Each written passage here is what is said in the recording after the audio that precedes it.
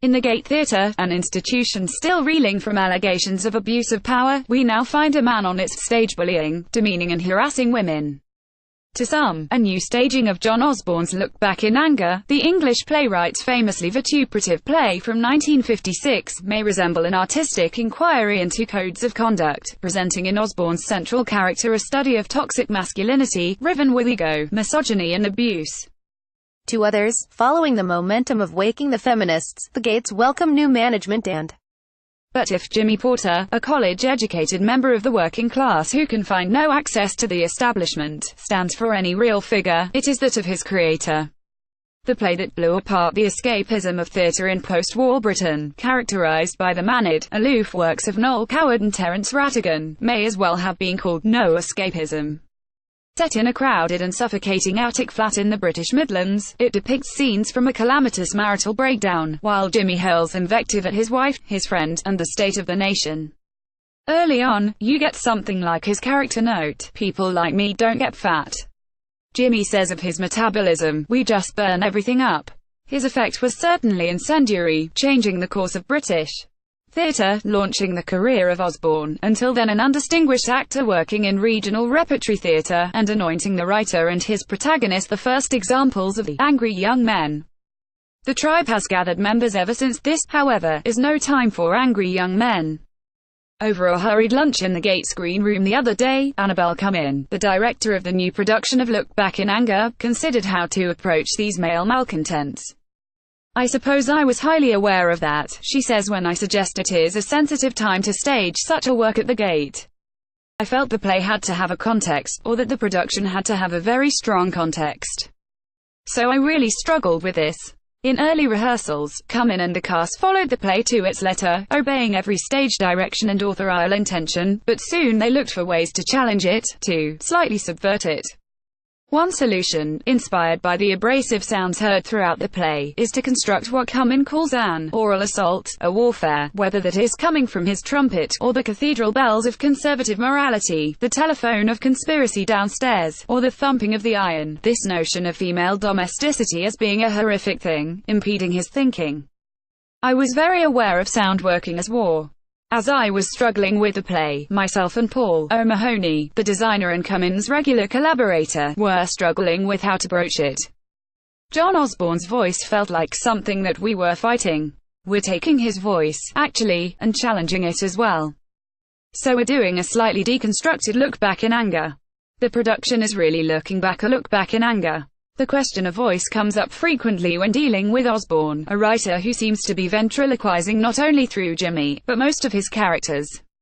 Asked if it is possible to over-identify Osborne with his characters, Peter Whitebrick, his affable biographer, replies, "No, to give you a short answer. Annabelle Cumin, I felt the play had to have a context, or that the production had to have a very strong context. So I really struggled with this." While researching his 2015 book John Osborne, Anger is Not About, Whitebrook was surprised to find lines in Osborne's letters that would make it into his play almost verbatim.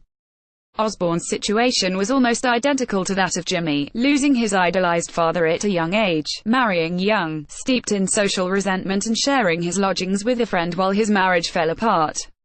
"You read the letters and think, this is in the play," says Whitebrick.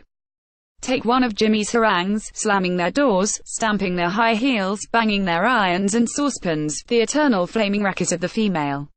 Osborne wrote those words to an actor friend.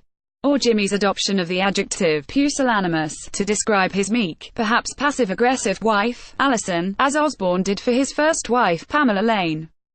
Osborne was married 5 times. Is there something more instructive to take from Jimmy, or Osborne, than a series of wearisome, petty tirades, for which he is invariably rewarded? "I've never seen such hatred in someone's eyes before," marvels Alison's friend Helena. "It's slightly horrifying, and oddly exciting. You can either choose to see Jimmy as a scourge or a symptom of society, which, in the year of the Suez Crisis, was itself in an emasculated spin." As Whitebrick points out, Osborne does not spare himself any lashes. What's remarkable is that the guy is 25 when he wrote it. It's obviously a young man's play, but it's very mature linguistically. If you think Jimmy Porter is basically John Osborne, it's not a therapy piece. He's not saying, "Hey, look guys, I was really innocent in this terrible situation with this terrible woman." He's quite a harsh self-critic. Jimmy's flaws are all on display. He's cruel, cruel, cruel. In 1957, Osborne was asked on the confrontational interview show Face to Face what quality his worst enemy would associate with him. He replied, "Cruelty." There is no point in trying to rehabilitate this angry young man. Annabelle Cumming agrees, but it doesn't mean that you have to endorse him either.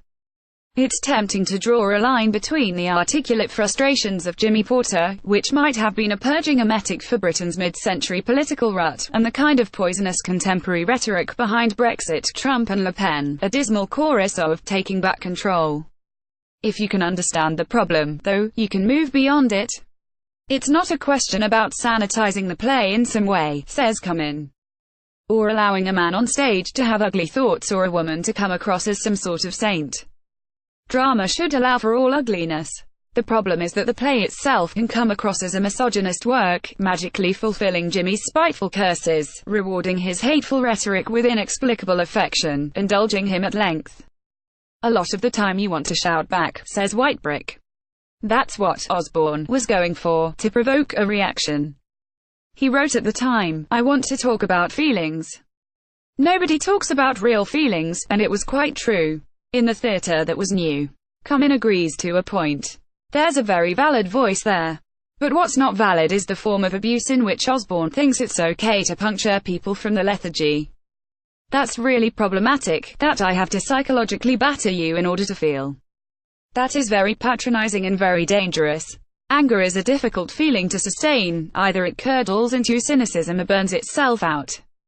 Osborne made it his signature, at first successfully, in plays such as The Entertainer, Luther and A Patriot for Me, then more tiresomely, through increasingly reactionary articles and letters to the press, and latterly into an enervated tetchiness, culminating in his final work, the appositely titled Déjà Vu, a sequel to Look Back in Anger. There's nothing wrong with anger, says Cumming.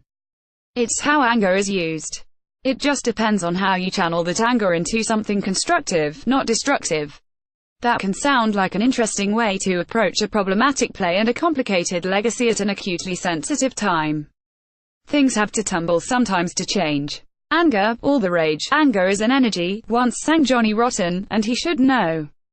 But even the punk movement can trace its roots back to Jimmy Porter, a mouthy malcontent and advocate of the jazz trumpet.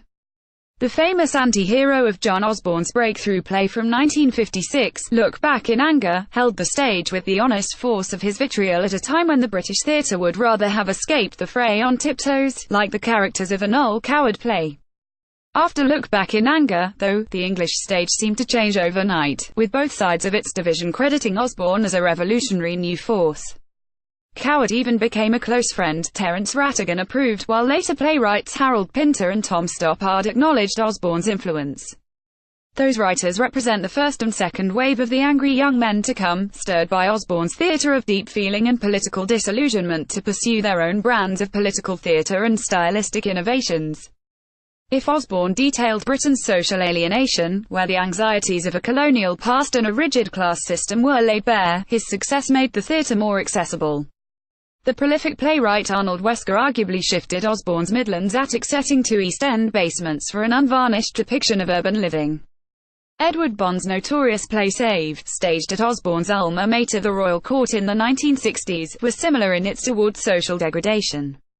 Even Tom Murphy, whose Whistle in the Dark was originally too controversial for the Abbey, was easily associated with the movement. David Hare, who continues to write plays in the spirit of the radical left, says that all playwrights owe a debt to Osborne, who first laid out a path to attack the nation's past and present. The term, angry young men, now seems anachronistic, often used to describe any new writer with an axe to bear. The in-your-face successes of the 1990s, including Mark Ravenhill and Sarah Kane, were thankfully less gender-specific. But the phrase was never sacrosanct or intended to last. It was coined by the Royal Court Theatre press officer, to help market John Osborne's play. It was all the rage.